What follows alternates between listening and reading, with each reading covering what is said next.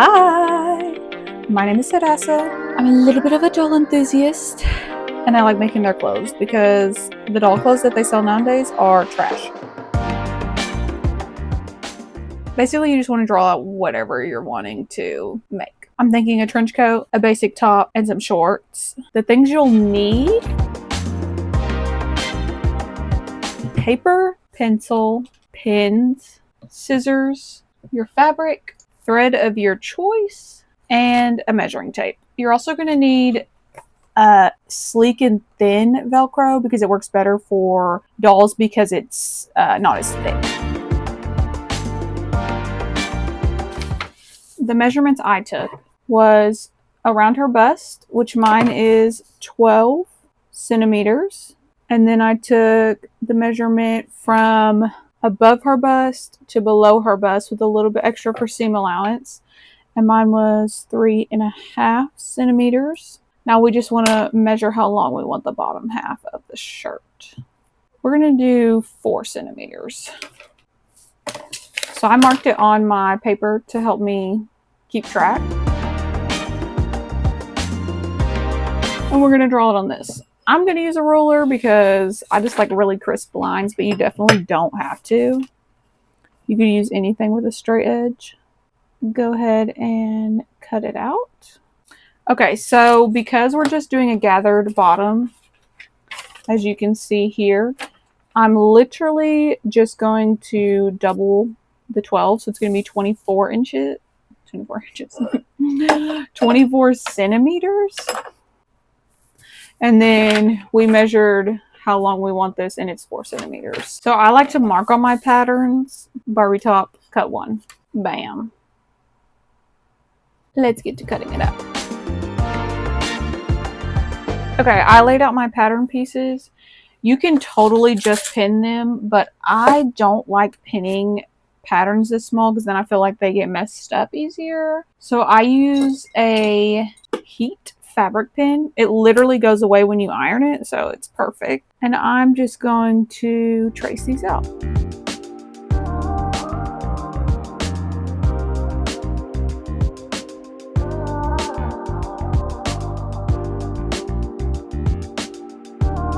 Okay, this step is not necessary if you don't have a fraying fabric. Like if you're using a jersey, like a t-shirt material, you could skip the step. But because I'm using a cotton and it's lightweight, I'm going to do a zigzag around all of the edges to keep them from fraying.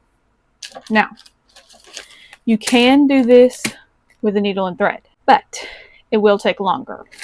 So I'm going to use my handy dandy sewing machine. And I put my tension on 4 because it is a lightweight cotton that will fray. But if you're using a jersey and a sewing machine, I would put it more towards like 5 or 6. Just a little tip.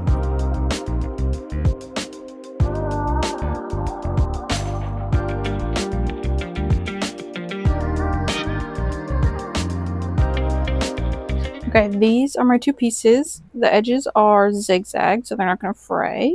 You're going to want to fold over the top edge of the top just a little bit. Then you're going to want to fold over the bottom edge of the bottom. And then I'm just going to sew a straight stitch across this edge and this edge. Okay, now that your edges are sewn, you're going to want to take the bottom piece, and I'm just going to use the regular stitch on my sewing machine and do a few little back stitches right here real quick. Okay, so now that it's locked and that's not going to move, I'm going to do a wider stitch for gathering. So now that you have your wider stitch, so you're just going to want to pull one thread and it'll gather. You're going to want to gather to the length of the top. You're going to want to tie your threads together so it keeps the gather. I double knot it, sometimes even triple knot it. Then you can trim your loose threads, and then you can fix the gather of however you want to gather it. I like to keep the edges pretty flat and not much gathers because you're going to put Velcro there. Now we're going to pin them together. You're going to pin them good side to good side, like so. And you want to make sure that all your little gather things are facing upwards because you don't want them to be facing down, because then you might see them on the other side when it's sewn together. Okay, once everything is pinned in place, you're just going to sew a straight stitch all the way across. And just make sure that you lock your stitches at each end. Okay, so now that you've sewed your straight stitch, I took the pins out. You're going to fold it up, and you're going to want your seams to be facing upwards. I'm going to give it a quick press and then do a stitch along the top. It's called a stay stitch. Okay, now that we've sewed our straight stitch across, it just holds all that nice and neat in the back. I'm going to trim our threads. I'm going to measure it around the doll, which it's looking perfect. You're going to take your Velcro and just measure the length of your top, and you're just going to fold over the edge slightly, and you're going to sew a straight stitch. Same thing on the other side. Okay, now that both of your edges are sewn clean, you're going to pull this Velcro part. This is the hook side.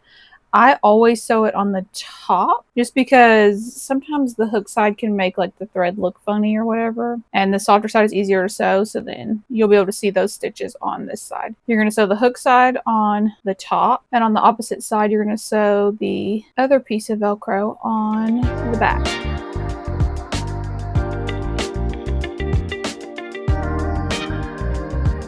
You can totally stop here, and this is just a basic top, but in my design I wanted to have a little jump ring and a little neck piece, so we're going to add that. That makes this more of like an intermediate, but you can totally skip this and just leave it like this, and it'll be a basic cute top. These are jump rings I found at Hobby Lobby, and it's gonna go right here. Okay, I just cut a long thin piece, and I'm gonna zigzag one side of it. I'm gonna use my iron, and I'm gonna try to get this as thin as possible when I fold this over. I ironed it to where the raw edge is on the inside and the zigzag edge is over it.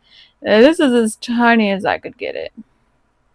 And then I'm just going to sew a straight stitch on this side and on this other side, as close as the edge as I can get it. Now you could use ribbon for this, but I really wanted it to be the same. This is the jump ring. I cut a little bitty piece so it can be tucked in and sewn right there. Hang on, let me. Okay. And then these are going to be attached right here and right here. I'm going to hand sew it because I want it to be really close, and I can't do that with my machine. So let me show you how to do that. Okay, you're going to want to take your needle and thread it, tie your ends, trim off your excess. Okay, I turned the flash on. I'm going to follow this stitch line that we already have there. You're going to want to stick it back through.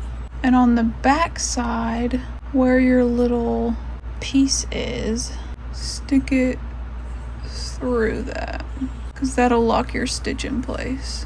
But we just keep going across, following the stitch line, like so. And I'm just going to tie it off in the back with a knot. Okay, in order to do your knot, tuck it under some of the threads that you sewed, like so. Pull it shorter. Then you're going to want to go in one time and then in a second time. And then you just pull it tight and it'll knot it. Okay, I tucked the top straps in with the pieces folded back, and I'm literally just going to do the same thing and sew a straight stitch across. Okay, I put it back on the doll. All pieces are sewn on. You just turn it around and then see where you need to sew the straps on in the back. I'm going to use my heat pin and mark it. And then I'm going to use my sewing machine for this part because I hate hand sewing. And I'm going to sew these on. But you're going to want to make sure that you sew them under like this so it's nice and clean. Okay, this is what the top looks like. If you want it just to be beginner friendly, just do this part and skip the neck piece. But if you're more intermediate, you can totally add the neck piece. Okay, these are the final measurements. It's 24 centimeters by 4 centimeters for the bottom, 13 centimeters by 3.5 centimeters for the top. Now, these measurements fit the thick Barbie Dream or Dream Barbies, or Barbie's Dream Best Friends or something, or Besties. And then it also fits the standard Liv doll. If you want to make it for Barbie, these are the measurements you would need. If you want to see me make the intermediate pattern and shorts, and then the expert trench coat, stay tuned for part 2 and part 3. As always, stay fabulous. Bye.